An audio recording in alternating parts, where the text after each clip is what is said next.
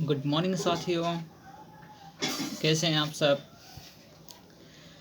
I hope आप सब बहुत स्वस्थ होंगे, सेफ होंगे। आइए आज हम लोग चलते हैं कॉम्प्लेक्स नंबर की सीरीज़ को आगे बढ़ाते हुए। आप लोगों को आज न्यू टॉपिक्स के पे आज वीडियो अपलोड किया जा रहा है, जिस टॉपिक्स का नाम होगा कंजुगेट ऑफ कॉम्प्लेक्स नंबर। इसको संयुग्मी कहते हैं। संयुग्मी संयुग्मी सम्मिश्र संख्याओं का संयुग्मी किस प्रकार निकालते हैं, इसको कंजुगेट ऑफ कॉम्प्लेक्स नंबर बोलेंगे।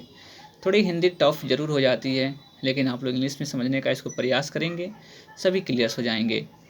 आइए इसको डिनोट कैसे करते हैं, कंजुगेट को कैसे डिनोट करते हैं। जेड बार, इसको बार लिखा हुआ है, जेड बार से हम लोग कंजुगेट को इंडिकेट करेंगे, डिनोट करेंगे। अर्थात इफ़ जेड बराबर आपके पास अगर ए प्लस आयोटा बी लिखा हुआ हो तो उसका कंजुगेट कितना हो जाएगा, जेड बार बराबर क्या हो जाएगा, ए माइनस आयोटा बी। इसका अर्थ क्या हुआ कि जो इमेजनरी पार्ट होते हैं, यदि ये प्लस में रहेगा तो माइनस में हो जाएगी, यदि माइनस में रहेगा तो प्लस में हो जाएगा। बस इसका अपोजिट साइन आपको कर देना है। ए के साइन में कोई चेंज नहीं होगा। अगर आपके पास ए के साइन में जैसे -3 लिखा हुआ है तो -3 में है तो यहाँ पर भी -3 आएगा, लेकिन जो रियल इमेजनरी पार्ट है वह इमेजनरी पार्ट के साइन में चेंज हो जाएगा। यदि प्लस रहेगा तो माइनस लिखेंगे और माइनस रहेगा तो प्लस लिखेंगे। इस प्रकार कंजुगेट हम लोग निकालते हैं। चलिए आते हैं कुछ क्वेश्चंस में आप लोगों को बिल्कुल क्लियरफाई कर देते हैं। क्वेश्चन है कि इफ़ जेड बराबर -3 + 4 आयोटा है देन फाइंड जेड बार। जेड बार का अर्थ क्या होता है, कंजुगेट ऑफ जेड निकालनी है। तो सबसे पहले आते हैं सॉल्यूशंस इसकी कैसे बनाएंगे। आपको जेड बराबर कितना लिखा हुआ है, -3 + 4 आयोटा। आपको जेड बार निकालनी है, कंजुगेट निकालनी है। तो आपको मैंने कहा था कि इमेजनरी पार्ट के साइन में चेंज हो जाएगा। यदि प्लस होगा तो माइनस लिख लेंगे, माइनस रहेगा तो प्लस लिख लेंगे। रियल पार्ट के साइन में कोई चेंजिंग नहीं होता है। यदि माइनस है तो माइनस ही रहेगा, प्लस रहेगा तो प्लस ही रहेगा। इसलिए जेड कंजुगेट यानी कि कंजुगेट ऑफ जेड बराबर कितना हो जाएगा, -3 - 4 आयोटा हो जाएगा। क्यों -4 आयोटा हो जाएगा, क्योंकि real part imaginary part plus में है तो क्या हो जाएगा, माइनस हो जाएगा। बस क्लियर, कोई टॉप नहीं है। आइए दूसरी क्वेश्चन चलते हैं। यदि जेड बराबर लिखा हुआ हो 3 - 4 आयोटा, आपको जेड बार निकालनी है, कंजुगेट निकालनी है। तो कंजुगेट ऑफ जेड बराबर कितना हो जाएगा, 3 + 4 आयोटा। क्योंकि माइनस है तो क्या हो जाएगा, प्लस हो जाएगा, प्लस रहता तो माइनस हो जाता। बन गया। नेक्स्ट क्वेश्चन चलते हैं। यदि जेड बराबर है 1/3 - 2 - 3 आयोटा लिखा हुआ है, इसको क्या निकालनी है, कंजुगेट निकालनी है। तो आप खुद सोचें कि यह हमारा स्टैंडर्ड फॉर्म में नहीं है। स्टैंडर्ड फॉर्म का अर्थ होता है ए प्लस आयोटा बी। ये सबसे पहले रियल पार्ट अलग और इमेजनरी पार्ट अलग होना चाहिए। तो कैसे बनाएंगे इस क्वेश्चन को, तो सबसे पहले तो इसको दोस्तों सॉल्व करना होगा। सॉल्व करने का अर्थ क्या हुआ, आप देखे थे ना कि ये स्टैंडर्ड फॉर्म में जब भी कम्प्लेक्स नंबर यदि आयोटा नीचे डिनोमिनेटर में रहता है तो उसको रेशनलाइज कर लेंगे। रेशनलाइज करने का अर्थ क्या, वो माइनस है तो किससे मल्टीप्लाई करेंगे, प्लस से। तो 2 + 3 आयोटा बाई 2 + 3 आयोटा। आप ऊपर को ऊपर से मल्टीप्लाई करेंगे, नीचे से मल्टीप्लाई करेंगे। तो 1 से मल्टीप्लाई करने पे कोई फ़र्क नहीं पड़ेगा। लेकिन नीचे देखिए a - b और a+b, तो a-b इंटू a+b। सर इसकी फार्मूला कितनी हो जाती है, तो आपके पास फार्मूला होती है a² - b²।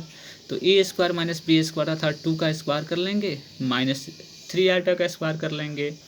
तो ऊपर तो कोई चेंजिंग नहीं होगा, ऊपर तो सेम चलता रहेगा। ये 2 का स्क्वायर करेंगे तो 4 हो जाएगा और -9 आयोटा स्क्वायर हो जाएगा, क्योंकि 3 का भी स्क्वायर होगा और आयोटा का भी स्क्वायर होगा, 9 आयोटा स्क्वायर हो गया। अब क्या करना है हम लोगों को कि 2 + 3 आयोटा आपके पास क्लियर हो गया, ये 4 हो गया। आयोटा स्क्वायर का वैल्यू कितना होता है, -1। तो माइनस माइनस क्या हो जाएगा आपके पास, प्लस हो जाएगा। अर्थात प्लस कितने हो जाएंगे, 9 हो जाएगा, क्योंकि आयोटा स्क्वायर का वैल्यू बाबू कितना होता है, -1 होता है। ये तो आप पहली पावर ऑफ आयोटा के बारे में फर्स्ट सीरीज का वीडियो ही अपलोड किया गया था, जिसमें पावर ऑफ आयोटा के बारे में आपको डिस्कस किए थे। तो उन सभी क्वेश्चनों को आप देख सकते हैं और आप बना सकते हैं। तो बिल्कुल आयोटा स्क्वायर कितना हो जाएगा आपके पास, -1 हो गया। अब ध्यान देना है कि तो -1 होगा तो माइनस माइनस क्या हो जाएगा, प्लस, अर्थात 9 हो जाएगा। तो 2 + 3 आयोटा बाई कैलकुलेशन करेंगे तो कितना हो जाएगा, 13 हो जाएगा। अब आपको जेड बराबर कितना हो जाएगा, देखिए जेड की वैल्यू आप निकाल रहे थे बाबू ने, यहाँ पे किसकी वैल्यू आप निकाल रहे थे, सबसे पहले जेड की वैल्यू को आपने लेकर चला था। तो ये वैल्यू आपकी किसकी निकल गई, जेड की निकल गई। अब आपको निकालना क्या है, कंजुगेट निकालनी है। तो ये तो आपकी जेड हुई, ये तो स्टैंडर्ड फॉर्म में हो गया।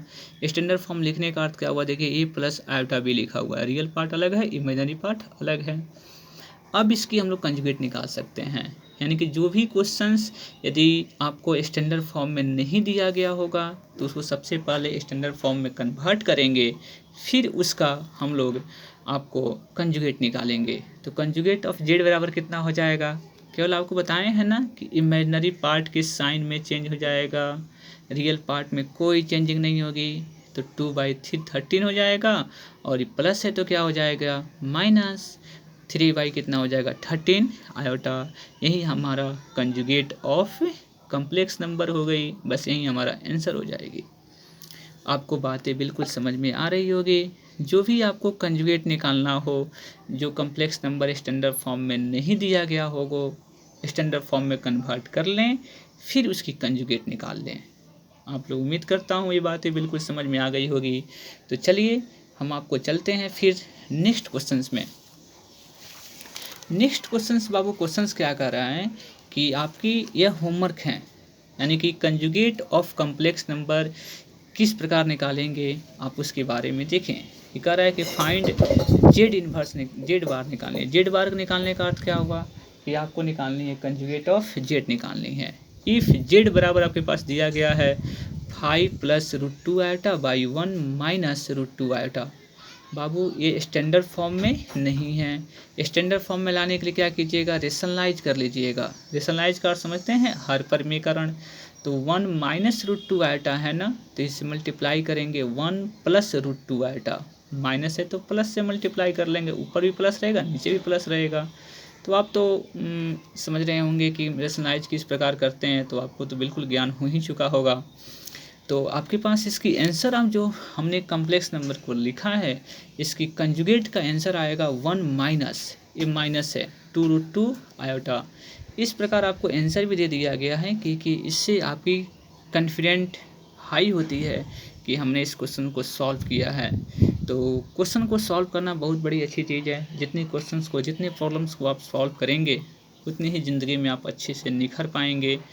क्योंकि हालातें, परिस्थितियाँ तो हमेशा उल्टा ही होती है, बस उसको आसान बनाना आपका अपना वर्चस्व होता है, अपनी आपकी हैसियत होती है, आपकी अपनी मेंटलिटी होती है।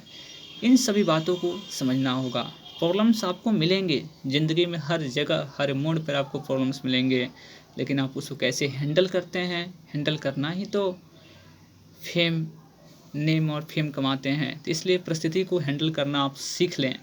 कोई भी क्वेश्चंस आपको मिल रही है, कैसे सॉल्व करनी है, उसकी क्या रूल हैं, उसके क्या तरीके हैं, कैसे करेंगे कि हमारी मंजिल मिल जाए, इन सभी बातों को आप हमेशा ध्यान रखें। सफलता ज़रूर आपको एक ना एक दिन मिलेगी।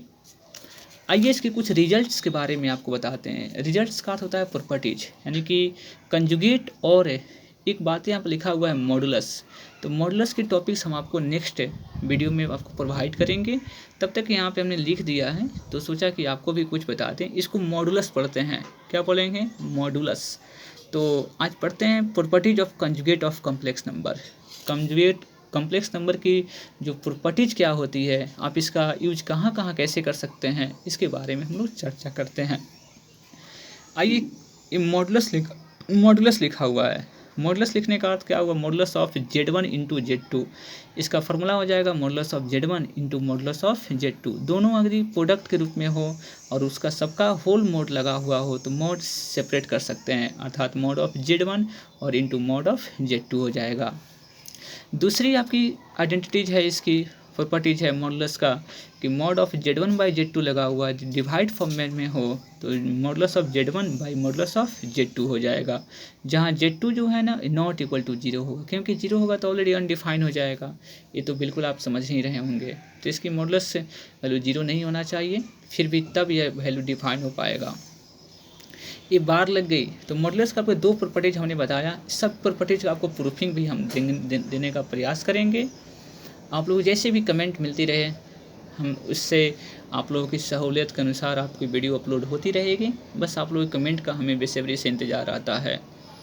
आइए हम चलते हैं कंजुगेट। देखिए बार लगाने का अर्थ क्या हुआ, कंजुगेट, क्योंकि कंजुगेट को किससे डिनोट करते हैं बाबू, आप तो सब समझे थे ना, यानी कंजुगेट को कैसे डिनोट करते हैं, तो जेड बार से। तो जहाँ भी बार आएगी आप समझेंगे कि कंजुगेट के बारे में हम चर्चा कर रहे हैं।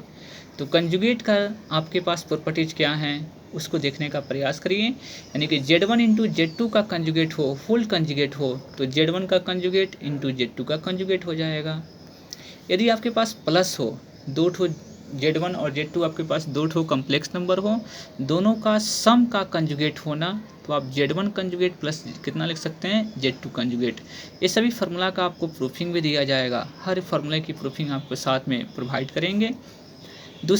तीसरी क्वेश्चन है यहाँ में, तीसरी आपको कंजुगेट का तीसरा है और टोटल प्रॉपर्टीज का 5 नंबर प्रॉपर्टीज है कि Z1 माइनस क्या लिखा हुआ है, Z1 माइनस Z2 का कंजुगेट अगर निकालना चाहते हैं तो Z1 का कंजुगेट माइनस क्या हो जाएगा, Z2 का कंजुगेट।